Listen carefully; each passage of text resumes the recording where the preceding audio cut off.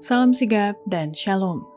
Renungan kita pada hari ini, Rabu 19 Oktober 2022, berjudul Pekerjaan Kristus adalah pekerjaan kita.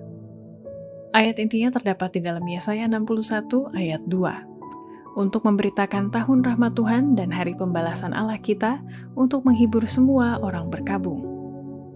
Pena Inspirasi menuliskan yang dimaksud dengan judul renungan kita pagi ini, pekerjaan Kristus adalah pekerjaan kita, adalah respons atas perintah Yesus, pergi dan hasilkanlah buah. Dan makanya kita harus senantiasa datang menghampiri tahta kasih karunia Allah dan mengalami kasih-Nya yang tiada bandingnya itu adalah sebagai berikut. Pertama, ciri-ciri orang yang sudah memahami pekerjaan Kristus adalah pekerjaan kita, bila mana kita selalu siap untuk diutus sesuai profesi masing-masing untuk menyatakan kepada manusia Injil keselamatan buat setiap orang.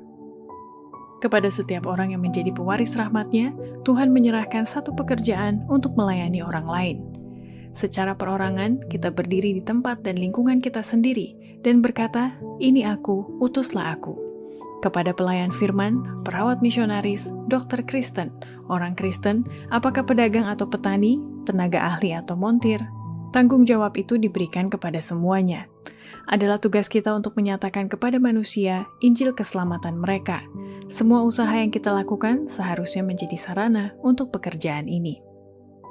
Kedua, ciri-ciri orang yang sudah memahami pekerjaan Kristus adalah pekerjaan kita, bila mana kita yang telah menerima rahmat-Nya, mengambil bagian dalam keselamatan dengan menjadi saksi bagi Kristus dan mengumandangkan pekabaran amaran mengenai masa dan hari penghakiman-Nya.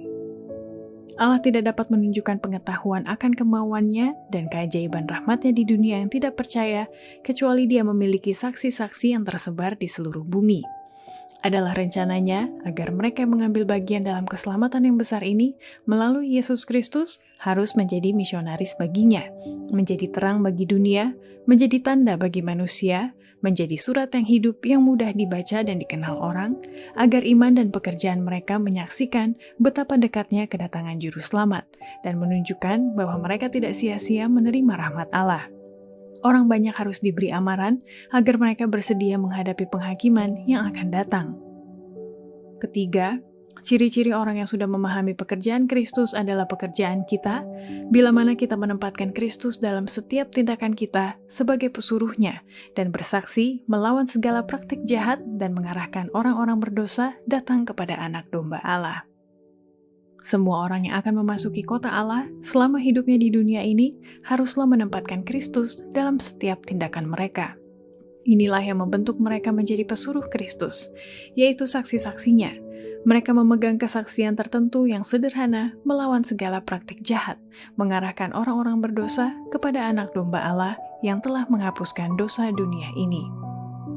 Keempat, ciri-ciri orang yang sudah memahami pekerjaan Kristus adalah pekerjaan kita, bila mana kita tetap setia menjadi saksi bagi Kristus dan percaya pada janji dan penyertaan Yesus sampai pada akhir zaman. Kamu adalah saksi-saksiku, kata Tuhan. Aku telah menyatakan, menyelamatkan, dan aku telah menunjukkan bahwa tidak ada Allah yang lain di antara kamu, karena itu kamulah saksi-saksiku.